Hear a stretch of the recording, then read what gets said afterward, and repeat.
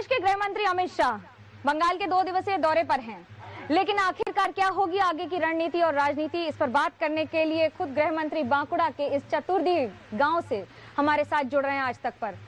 क्या कहेंगे, ये अब चुनावी बिगुल है, क्योंकि अब चुनावी मिजाज में अमित शाह बंगाल में उतर रहे हैं? नहीं, ऐसा नहीं है। आज मेरा भारतीय जनता पार्टी की संगठनात्मक बैठकों का ही दौरा था, मगर जिस प्रकार का वातावरण मैंने यहाँ हेलीपैड से हॉल तक, हॉल से परिवार के घर तक, रोड पर देखा है, मुझे लगता है पॉलिटिकल पार्टियों से बंगाल की जनता को चुनाव की जल्दी है और परिवर्तन करने की जल्दी है।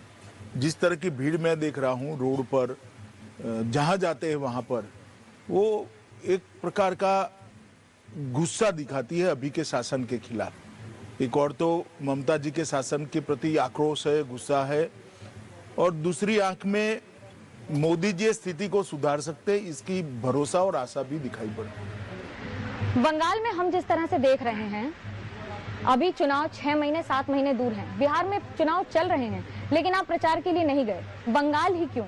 ऐसा नहीं है, मुझे 5 तारीख के बाद ही दौरा करना था, तो वहाँ चुनाव ऑलमोस्ट आज समाप्त हो रहा है, तो और ये दौरा पहले से मेरा लगा हुआ था, तो कैंसिल करने की जगह मैंने कंटिन्यू करा।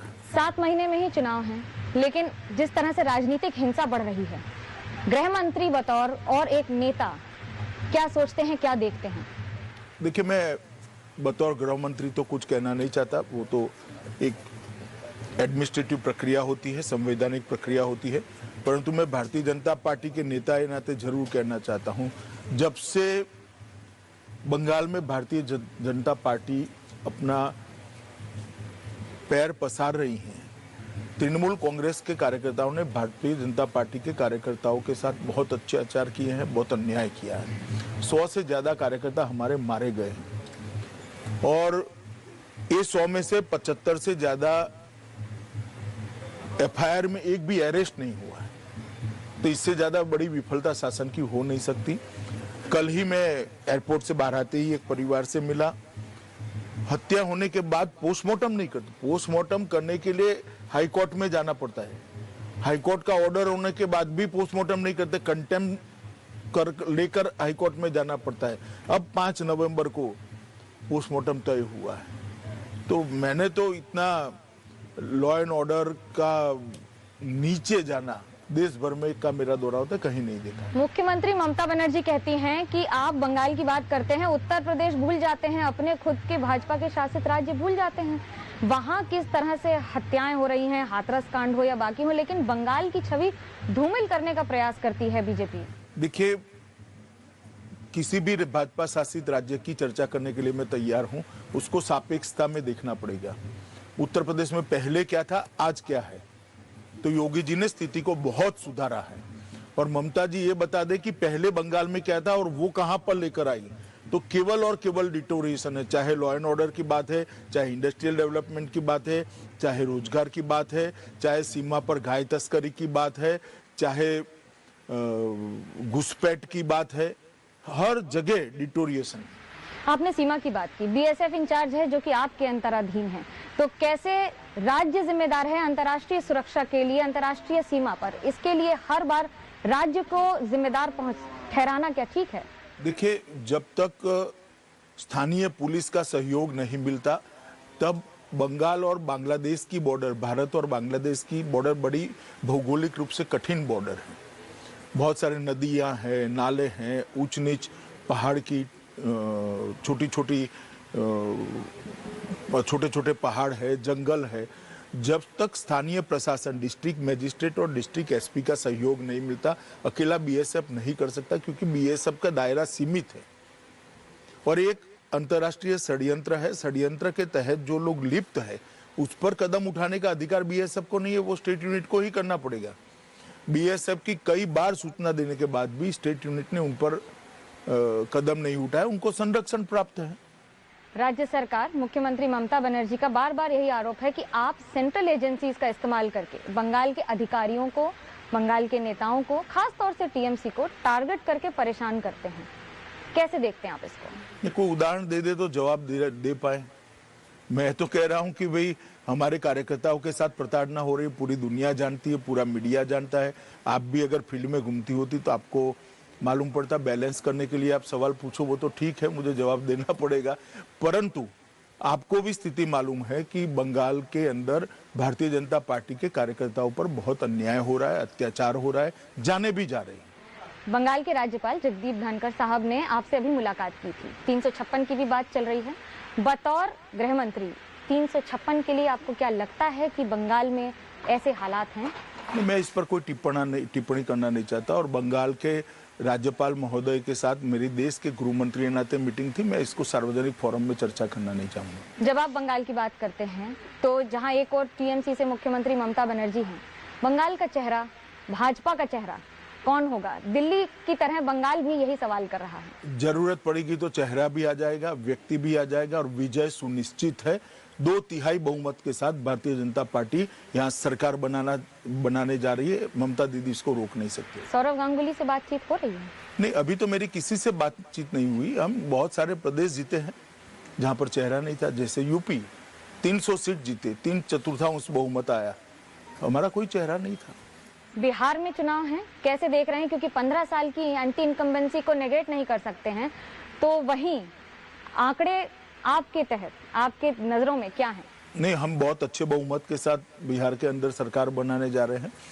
नीतीश बाबू के नेतृत्व में जंगल राज का पूरा परछाई बिहार पर से गया है, और जब से मोदी जी आए हैं 6 साल से बिहार के अंदर बहुत सारे केंद्र, पहले जो अन्याय करता था यूपीए की सरकार, उसकी जगह मोदी जी की सरकार ने बिहार के विकास को बहुत आर्थिक मदद भी की है और रणनीतिक दृष्टि से भी बहुत मदद की है, जिससे बिहार ऊपर आए। और बिहार की जनता को इसका संज्ञान है। मुझे पूरा भरोसा है कि हम बहुत अच्छे बहुमत के साथ नीतीश जी के नेतृत्व में बिहार में एनडीए की सरकार बनने जा रही है। जब आप भीड़ की बात कर रहे हैं तो तेजस्वी यादव की रैली में लाखों की भीड़ आ रही है और 10 लाख की नौकरी भी उन्होंने वायदे कर दिए हैं उसके। कैसे देख रहे हैं इसको? क्योंकि भीड़, बढ़ती भीड़ क्या चिंता का विषय है आपके लिए? जरा भी चिंता का विषय नहीं है। देखिए, मैं इतना ही कहना चाहता हूं कि 10 लाख लोगों को सरकारी नौकरी देना, रोजगार देने की बात करते तो मैं समझ पाता था। सरकारी नौकरी देना, मुझे लगता है कि बिहार के बजट का आकार शायद उनको मालूम नहीं है। बिहार के बजट का आकार वो स्टडी कर लेते तो उनको मालूम पड़ता है, ये संभव ही नहीं है। मगर आज भी बिहार की जनता ना जंगल राज भूली है जो लालू जी के समय में थे, ना फिरौती करने वाले गैंग भूली है, ना नरसंहार भूली है, जिसमें 28, 30 लोगों को जाति के आधार पर हत्याएं कर दी जाती थी। ये सारी चीजें बिहार की जनता को जस की तस याद है, और मुझे पूरा भरोसा है। मेरे पास जमीनी फीडबैक भी है, मेरे कार्यकर्ताओं से बात होती है, जदयू के नेताओं से बात होती है। हम पूर्ण बहुमत के साथ जीतने जा रहे हैं। बंगाल में पक्षपात का आरोप आप पर लग रहा है कि आप अम्फन का पैसा बोलते हैं, भेजते नहीं हैं। केंद्र सरकार की स्कीम लागू की जाए तो पैसा दिया जाएगा। जीएसटी का पैसा ममता बनर्जी को नहीं भेजते हैं। कल मैं प्रेस कॉन्फ्रेंस में अम्फान का पूरा हिसाब किताब देने वाला हूं कि किस हेड के नीचे कितना पैसा हमने भेजा है। मेरा ममता जी से चैलेंज है, बाद में वो हिसाब दे दे कि इसमें से कितना तृणमूल कांग्रेस के कार्यकर्ताओं के पास गया, कितना जमीन में उतरा है। वो कह रही हैं कि आप यहाँ रैलियां कर रहे हैं और कोविड फैला रहे हैं, क्योंकि कोविड के पैंडेमिक कानून को ताक पे रख के भाजपा जानबूझकर बंगाल में। मालूम पड़ना चाहिए, इतने सीनियर पत्रकार को मेरी एक भी रैली नहीं है। पार्टी के लिए नहीं, भाजपा के लिए भी नहीं है। मेरा हॉल का कार्यक्रम है जिसमें 242 कार्यकर्ता अपेक्षित थे। 2 सीट छोड़कर एक कार्यकर्ता बैठा है। पूरे कोविड के नियमों का पालन किया गया है। रोड पर जो भीड़ स्वतः आ जाती है, स्वयंभू आती है, इसको मैं नहीं रोक सकता, ममता दी भी नहीं रोक सकती। और मेरा इनको इतना ही कहना है कि 1 महीने में आपने की हुई रैलियों का फोटोग्राफ और वीडियोग्राफी जरा सार्वजनिक कर दो। और सबसे पहले वो फोटोग्राफी और वीडियोग्राफी बंगाल के प्रशासन को उनको देना चाहिए। और मेरा हॉल मीटिंग जो हुई है, हॉल में मैंने एक भी सार्वजनिक भाषण नहीं किया है, हॉल में किया है ना। कल तक मेरा एक भी सार्वजनिक भाषण है, सब हॉल मीटिंग है। उसका फोटोग्राफी वीडियोग्राफी में उनको भेजने के लिए तैयार हूं। मगर उनको मुझसे बहुत स्नेह है, उनको मुझ पर केस करना है तो वो कर सकती है, मुझे कोई आपत्ति नहीं है। मैं एक भी जो कोड ऑफ कंडक्ट है कोविड का, इसका एक भी जगह अनुपालना नहीं किया, ऐसी घटना नहीं। वो तो कह रही है कि राज्यपाल को ही भाजपा ने अपॉइंट किया है रोज रोज हमें परेशान करने के लिए। राज्य सरकार में कोई अच्छी बात दिखती ही नहीं है। उनको संविधान ही मालूम नहीं। भाजपा सरकार होगी तो भाजपा सरकार ही तो राज्यपाल अपॉइंट करेंगी, तृणमूल कांग्रेस थोड़ी ना करेगी, हम ही तो करेंगे। कौन करेगा? हमें ही करना है। जिसकी सरकार केंद्र में होती है वो राष्ट्रपति महोदय को अनुशंसा करता है और राष्ट्रपति महोदय इसको अपॉइंट करते हैं। जब आप केंद्र सरकार, संविधान, ये कॉन्स्टिट्यूशन का स्कीम है, ये कोई अमित शाह का या भारतीय जनता पार्टी का स्कीम थोड़ी ना है। जब आप केंद्र सरकार की बात कर रहे हैं तो लव जिहाद के लिए कई राज्य आवाज उठा रहे हैं उस पर कानून लाने के लिए, कैसे देखते हैं बताओ गृह मंत्री? देखिए, लॉ एंड ऑर्डर स्टेट का इश्यू है। राज्य के विधानमंडल अपने कानून बनाने के लिए स्वतंत्र है और सार्वभौम भी है, और वो लोग अपना कानून बना सकते हैं, और जो राज्य बनाते हैं उन्होंने संविधान के दायरे में बनाना चाहिए। मैं मानता हूं कि काफी सारे राज्य इसमें आगे आए। संविधान के दायरे में रह के कानून का एक कदम 370 धारा हटाना भी था। काफी महीने हो गए हैं, साल हो गए हैं, कैसे देख रहे हैं उसको? क्योंकि अब महबूबा मुफ्ती के साथ साथ फारूक अब्दुल्ला ने यहाँ तक कह दिया है कि हम तैयार हैं चीन से सहायता लेने के लिए, वापस लाने के लिए, और तब तक चुनाव भी नहीं लड़ेंगे। देखिए, इस तरह के बयानों पर मैं टिप्पणी करना नहीं चाहता। चीन से सहायता लेना इतना सरल नहीं है किसी के लिए, परंतु मैं इतना कहना चाहता हूं, देश भर की जनता और जम्मू कश्मीर की जनता धारा 370 हटने से खुश है, संतुष्ट है। और जो दावे करते थे कि हो जाएगा, वो हो जाएगा, इतने लोग मारे जाएंगे, कुछ नहीं हुआ जी। आराम से अच्छा चल रहा है, डेवलपमेंट हो रहा है। हर विधवा को वहाँ विधवा सहायता मिली है, हर वृद्ध को वृद्ध पेंशन मिला है, हर बच्चों को वजीफा मिलना शुरू हो गया है, गांव तक पानी पहुंचना शुरू हो गया है, हर घर में बिजली पहुंची। ये सारा काम तो यही समय में हुआ है। और पंचायत के चुनाव हो रहे। 70 साल से लोगों को पंचायत के चुनाव कराने का अधिकार ही नहीं था, ये अधिकार उनको नहीं मिला था। देश भर में 73 और 74 अमेंडमेंट आ गया, मगर कश्मीर में नहीं लगा था, हमने लगा दिया। सारे पंचायत के चुनाव हो गए, अब जिला पंचायत के भी चुनाव नवंबर 22 तक हो जाएंगे। चीन की सीमा पर भारत के साथ स्थिति है क्या? गृह मंत्री से ये सवाल। बहुत अच्छी है। मैं इतना ही कहना चाहता हूं, भारत की 1 इंच भी भूमि पर कोई कब्जा नहीं कर सकता। ये नरेंद्र मोदी सरकार है और हमारी टॉप मोस्ट प्रायोरिटी है हमारी सीमाओं की सुरक्षा करना। भारत के एक पड़ोसी हैं पाकिस्तान, जिन्होंने खुद ही कहा कि हाँ, हमने ये हमला किया है जिसकी जिम्मेदारी भी ले ली।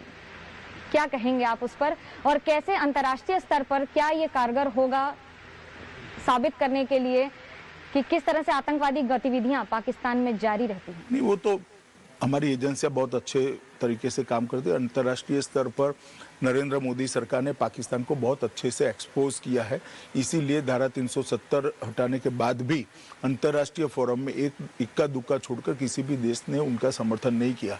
जहां तक उनके बयान का सवाल है, मैं ऐसी तू में पढ़ना नहीं चाहता। हमारा लक्ष्य सीमाओं की सुरक्षा और जम्मू कश्मीर में विकास है। एक आखिरी अंतर्राष्ट्रीय सवाल, जो बाइडेन के आने से भारत और अमेरिका के रिश्तों पर क्या असर पड़ेगा? देखिए, भारत और अमेरिका के रिश्ते दो देशों के बीच के रिश्ते हैं, और जो भी चुनकर आएगा, अमेरिका की जनता जिसको भी चुनकर लाएगी, भारत अमेरिकन सरकार के साथ अच्छे संबंध रखने का प्रयास करेगा। और अमेरिका भी मानता है, मैं मानता हूं कि उन्होंने भी, चाहे डेमोक्रेटों की सरकार हो, पहले श्री ओबामा थे, बाद में श्री ट्रंप आए, चाहे रिपब्लिकन सरकार हो, सबने अच्छे रिश्ते रखे हैं। धन्यवाद गृह मंत्री अमित शाह जी हमसे जुड़ने के लिए। लेकिन आने वाले दिनों में क्या होगी भाजपा की रणनीति और क्या होगी केंद्र सरकार की नजर, इन सब पर बनी रहेगी हमारी नजर। देश और दुनिया की बाकी खबरों के लिए आप देखते रहिए आज तक। Hello everyone, this is Rahul Kamal here. Hope you enjoyed this video. For the latest news and analysis, like and subscribe the India Today YouTube channel, and don't forget to press the bell icon to stay updated.